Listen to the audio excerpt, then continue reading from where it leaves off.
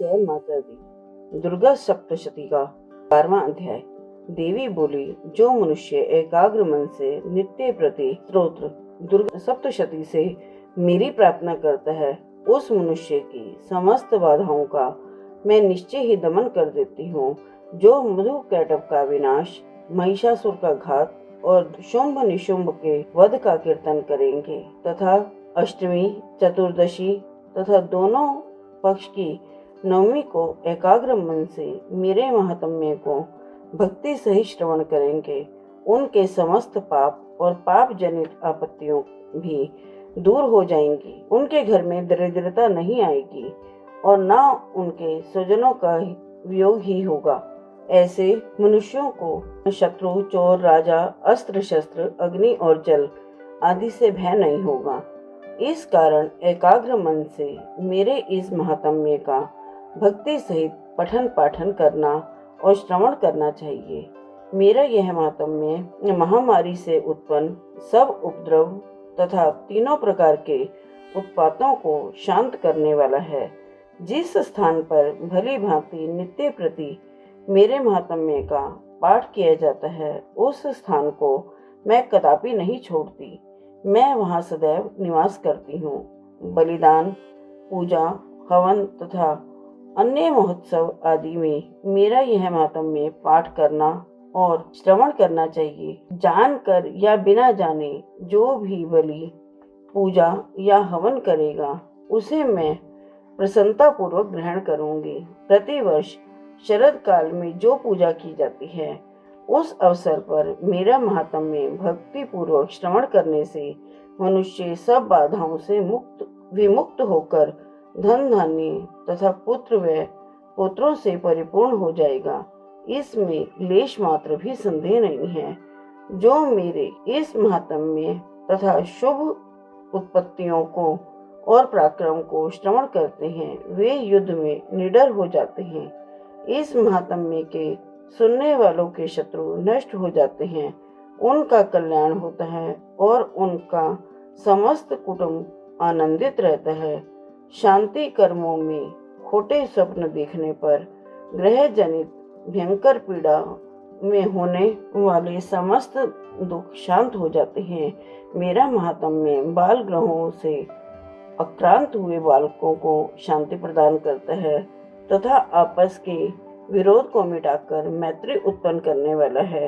इसके पाठ मात्र से राक्षस, भूत और पिशाचों का विनाश हो जाता है। यह मेरा महात्म्य मनुष्य मात्र को मेरे समीप लाने वाला है। पशु, पुष्प, अर्घ्य, गंध, दीप, ब्राह्मणों को भोजन, हवन और दिन रात का अभिषेक तथा नाना प्रकार के भोग चढ़ाकर निरंतर 1 साल तक पूजन करने से जितना मैं प्रसन्न होती हूँ, उतनी ही प्रसन्नता इस महात्म्य के मात्र से होती है। मेरे महात्म्य को सुनने से सब पाप नष्ट हो जाते हैं तथा सब रोग शांत हो जाते हैं। मेरे प्रादुर्भाव के कीर्तन करने से सब भूतों से रक्षा होती है। उसका श्रवण करने से मनुष्य को शत्रु भय नहीं रहता।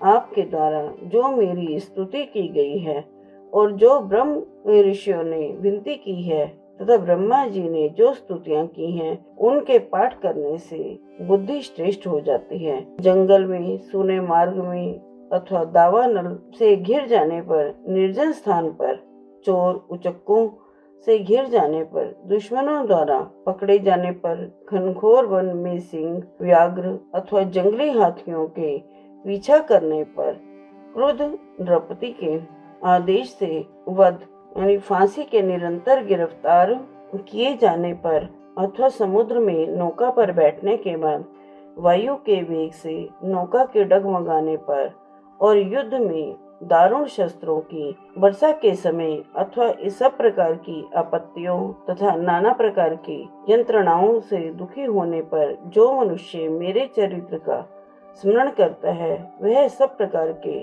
संकटों से मुक्त हो जाता है। मेरे प्रभाव से शेर इत्यादि वे लुटेरे तथा शत्रु हमेशा उससे दूर रहते हैं। ऋषि बोले, इस प्रकार इतनी कथा कहकर प्रचंड विक्रमा भगवती चंडिका देवी समस्त देवताओं की देखते ही देखते वहीं अंतर्ध्यान हो गई। और सभी देवता निर्भय होकर पहले की भांति अपने अधिकारों का पालन करने लगे और शत्रुओं के नष्ट हो जाने पर अपना अपना यज्ञ भाग का उपभोग करने लगे।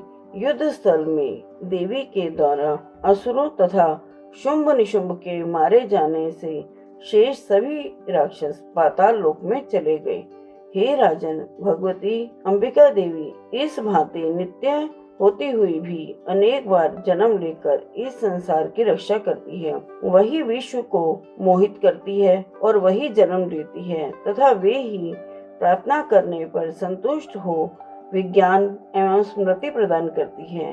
हे राजन, जब प्रलय काल में महाबली से यह समस्त ब्रह्मांड व्याप्त हो जाता है, तब वह देवी महाकाल रूप महामारी और उत्पत्ति काल में रिद्धि के रूप में होती है और पालन के समय वही सनातनी देवी प्राणियों की रक्षा करती है।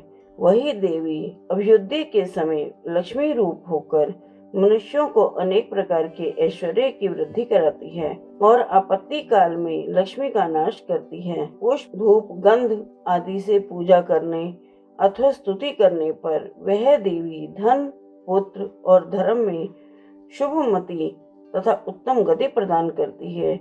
इति श्री मार्कंडेय पुराण में देवी महात्म्य में फल स्तुति नामक 12वां अध्याय समाप्त। जय माता।